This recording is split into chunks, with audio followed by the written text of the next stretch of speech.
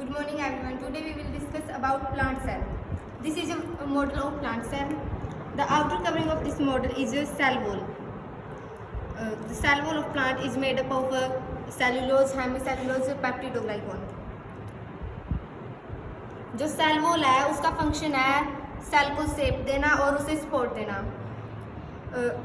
Cell wall plant cell को microscopic barrier से protect करती है.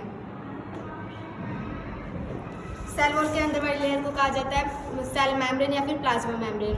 जो सेल वॉल होती है वो सिर्फ प्लांट्स, एल्गी और बैक्टीरिया में होती है. एनिमल सेल के अंदर प्लाज्मा मेम्ब्रेन पाई जाती है, सेल वॉल नहीं पाई जाती. जो सेल मेम्ब्रेन होती है उसे प्लाज्मा मेम्ब्रेन इसलिए कहा जाता है क्योंकि उसके अंदर प्लाज्मा लिक्विड भरा हुआ होता है. जो प्लाज्मा मेम्ब्रेन है वो बाइलिपिड लेयर होती है, यानी उसके अंदर लिपिड्स होते हैं, वो भी 2 लेयर्स में. जो उसका लिपिड लेयर का जो हाइड्रोफोबिक जो टेल है वो टुवार्ड्स द इनर लेयर होती है और जो हाइड्रोफिलिक हेड है वो आउटर इन्वायरमेंट की तरफ होता है.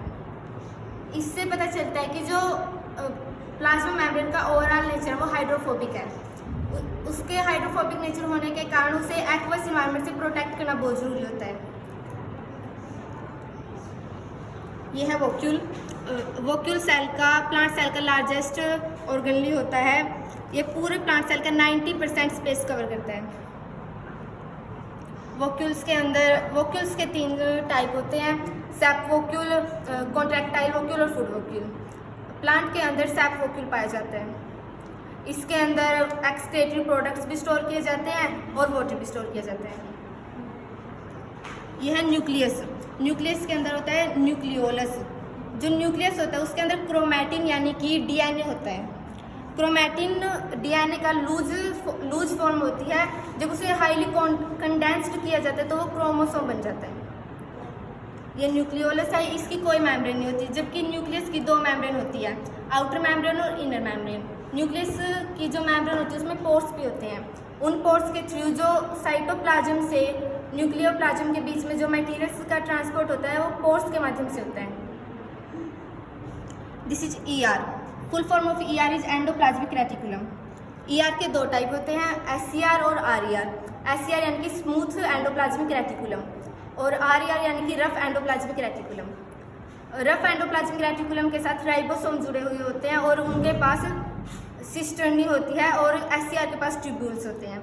जो सिस्टर्नी होती है उनके साथ वे राइबोसोम बनाने का काम करते हैं और जो राइबोसोम होते हैं वो प्रोटीन फैक्ट्री होते हैं. सेल के अंदर जितनी भी तरह का प्रोटीन बनता है वो राइबोसोम ही बनाते हैं. एसईआर के पास ट्यूब्यूल्स होते हैं, उनके पास ट्यूबुलर फॉर्म होती है. ये ईआर है. जो ट्यूब्यूल्स होते हैं उनके अंदर लिपिड बनता है और स्टेरॉइडल हार्मोन्स बनते हैं.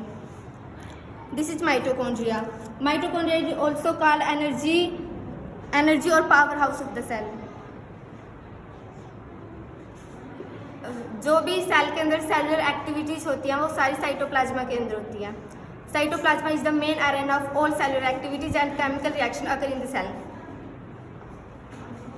This is chloroplast. क्लोरोप्लास्ट ये प्लास्टिड का एक टाइप है. प्लास्टिड के 3 टाइप होते हैं, ल्यूकोप्लास्ट, क्रोमोप्लास्ट और क्लोरोप्लास्ट. उसमें से क्लोरोप्लास्ट जो वो प्लांट को कलर देने का काम करता है. क्लोरोप्लास्ट के अंदर क्लोरोफिल पिगमेंट पाया जाता है और क्लोरोफिल लिक्विड के अंदर पिगमेंट के अंदर मैग्नीशियम मेटल होता है जिसकी वजह से वो ग्रीन कलर देता है. This is Golgi bodies. Golgi bodies को सबसे पहले 1898 में कैमिलो गोल्गी ने डिस्कवर किया था. जो गोल्गी बॉडीज होते हैं वो एंडोप्लाज्मिक रेटिकुलम के साथ जुड़े हुए होते हैं. Endoplasmic reticulum, Golgi bodies, lysosome और वोक्यूल्स को साथ में एंडोमेम्ब्रेन सिस्टम कहा जाता है. जो गोल्गी बॉडीज होते हैं उनके पास सिस्टर्नी होती है. जब वेसिकल्स एंडोप्लाज्मिक रेटिकुलम से जो वेसिकल्स आते हैं उनके अंदर लिपिड और प्रोटीन्स भरा हुआ होता है, लेकिन जब वो सिस्टर्नी के अंदर जाते हैं गोल्गी बॉडी की सिस्टर्नी के अंदर तब उनमें मॉडिफिकेशन की जाती है, वो प्रोसेसिंग होती है और उनकी पैकेजिंग का काम किया जाता है. गोल्गी बॉडीज के अंदर प्रोटीन्स और लिपिड्स को ग्लाइकोप्रोटीन्स और ग्लाइकोलिपिड्स में बदला जाता है, यानी उनके साथ कार्बोहाइड्रेट्स को मिक्स किया जाता है. इस तरह से जो गोल्गी बॉडीज है वो पैकेजिंग, प्रोसेसिंग और मॉडिफिकेशन का काम करती है. This is ribosome. राइबोसोम एक बहुत छोटे स्ट्रक्चर होते हैं जो प्रोटीन फैक्ट्री का काम करते हैं, सेल के अंदर प्रोटीन बनाते हैं। ये cytoplasm, it is a semi fluid liquid present in the cell. Cytoplasm हर एक सेल के अंदर होता है, चाहे वो एनिमल सेल हो या प्लांट सेल, प्रोकैरियोटिक सेल हो या यूकेरियोटिक सेल। बस अजीब होता है।